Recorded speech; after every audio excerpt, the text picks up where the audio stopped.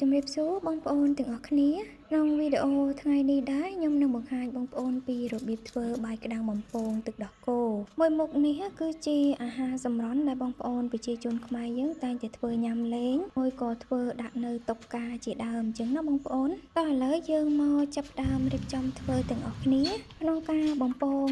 បាយក្តាំងគឺយើងត្រូវការប្រើប្រេងឆាឬក៏ខ្លាញ់ឲ្យច្រើនណាបងប្អូនខ្លាញ់គឺខ្ញុំដាក់ចំនួន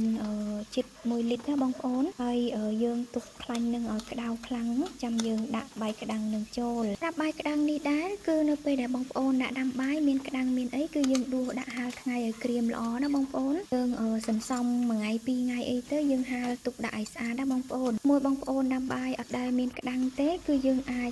ទៅសុំទិញនៅកន្លែងគេលក់បាយលក់អីចឹងណាបងប្អូននៅកន្លែងគេលក់បាយពេលដែលគេដាំបាយច្រើនគេដាំបាយនឹងឆ្នាំងចាក់អញ្ចឹងគេសល់ក្តាំងគេដួសទុកទៅយើងសុំចែកគេមួយឆ្នាំង2ឆ្នាំងអីមកគេលក់2000 3000រៀលអីនៅប៉ុណ្ណឹងឯងបងប្អូនយើងយកមកដាក់ហាលថ្ងៃឲ្យក្រៀមល្អចាំយើងយកមកបំពងបានវាពងបានល្អហើយក្តាំងនៅពេលដែលយើងបំពងបានល្អអញ្ចឹងទៅគឺវាស្តៀងនឹងនាងលិតដែរណាបងប្អូនពេលដែលយើងបំពងបានពងល្អគឺយើងស្រួលញ៉ាំដែរណាបងប្អូនហើយវាមានរសជាតិឆ្ងាញ់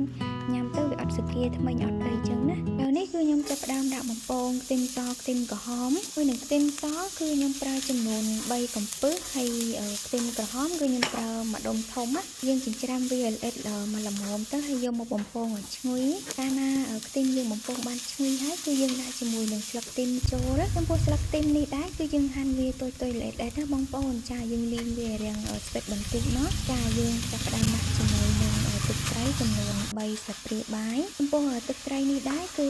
រសជាតិវារាងសាបបងប្អូនអត់សូវប្រៃទេគឺខ្ញុំប្រើវារាងច្រើនតែបើបងប្អូនប្រើទឹកត្រីណាដែលប្រៃគឺយើងដាក់តិចតួចទៅតាមនឹងបងប្អូនបន្ទាប់មកគឺខ្ញុំដាក់ជាមួយនឹងទឹកដោះគោខាប់ចំនួន1កំប៉ុងនៅពេលដែលយើងដាក់ទឹកដោះគោខាប់ចូលរួចហើយគឺយើងបន្ថែមជាមួយនឹងរ៉ឺឌី1ចុងស្លាបព្រាបាយចំពោះរសជាតិគឺខ្ញុំយករសជាតិបែបប្រៃផ្អែមណាបងប្អូនបានយើងយកទៅដាក់ជាមួយនឹងបាយក្តាំងទៅវាមានរសជាតិឆ្ងាញ់ណាបងប្អូនដោយសារបាយក្តាំងយើងគឺដាំពីអង្ករខ្សាយធម្មតាតើយើងយករសជាតិបែបប្រៃផ្អែមចឹងទៅបានវាត្រូវគ្នាណាបងប្អូនចាបន្ទាប់មកគឺយើងចាប់ផ្ដើមយកទឹកដោះគោដែលយើងលាយគ្រឿងផ្សំហ្នឹងយកមកលាបពីលើបាយក្តាំងណាបងប្អូនយើងលាបប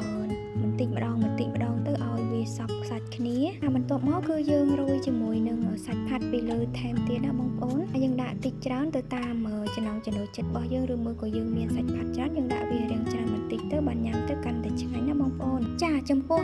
បាយក្តាំងបំពងទឹកដោះគោរបស់ខ្ញុំថ្ងៃនេះគឺខ្ញុំធ្វើពីររសជាតិណាបងប្អូនរសជាតិទី1គឺខ្ញុំយករសជាតិប្រៃផ្អែមធម្មតាសម្រាប់រសជាតិទី2គឺខ្ញុំយករសជាតិបែបប្រៃផ្អែមហឹរតិចណាបងប្អូនលាយជាមួយនឹងម្ទេសខ្លះតាមទៅគឺឆ្ងាញ់ណាស់បងប្អូននិយាយពីថាដាក់មួយម៉ាត់ទៅឡើងស្រួយស្រេះពេញមាត់ណាបងប្អូនហើយរសជាតិគេវិញគឺឆ្ងាញ់មែនទែនគឺមិនខុសគ្នាពីយើងទិញគេញ៉ាំស្រាប់ទេសម្រាប់បងប្អូនដែលមានបាយក្តាំងសល់កុំចោលបងប្អូនយើងដាក់ហាលថ្ងៃទៅយកមកធ្វើបាយក្តាំងបំពងទឹកដោះគោចឹងទៅគឺឆ្ងាញ់មែនទែនហើយជួយសន្សំសំចៃលុយបានមួយចំនួនធំដែរណាបងប្អូនជាចុងក្រោយបើសិនជាបងប្អូនចូលចិត្តវីដេអូមួយនេះកុំភ្លេចជួយចុច like ចុច share ម្នាក់មួយផងណាចាអរគុណច្រើនសូមជម្រាបលាបាយបាយ